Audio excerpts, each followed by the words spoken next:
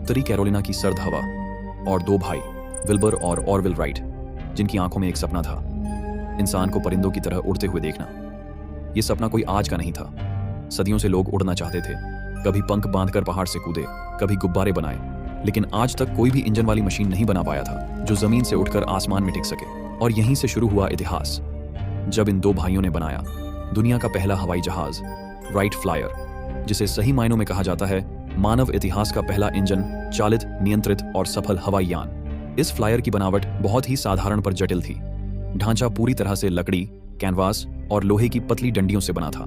इसके ऊपर और नीचे दो लंबे पंख थे जो देखने में किसी बड़ी सीढ़ी जैसे लगते थे।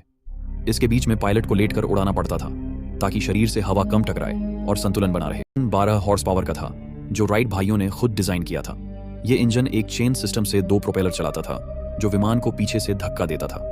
इसे पुशर डिजाइन कहा जाता है। लेकिन सबसे बड़ी बात यह नहीं थी कि यह मशीन बनी, सबसे बड़ी बात थी वो पल। 17 दिसंबर 1903 सुबह 10:35 जब ऑरविल राइट इस मशीन में लेटे, इंजन स्टार्ट किया और दुनिया ने पहली बार देखा कि इंसान की बनाई मशीन जमीन से उठकर 12 सेकंड तक हवा में तैरती है और लगभग 120 फीट यानी 36 मीटर की दूरी तय करती है। यह पल इतिहास था।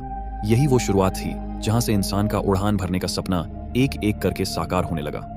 उस दिन कुल 4 उड़ानें भरी गईं और सबसे लंबी उड़ान 260 मीटर तक गई, लगभग 1 मिनट तक हवा में रहकर। राइट फ्लायर देखने में कोई आकर्षक विमान नहीं था, खुला ढांचा, पायलट पेट के बल, लकड़ी की स्की की तरह लैंडिंग स्लाइड।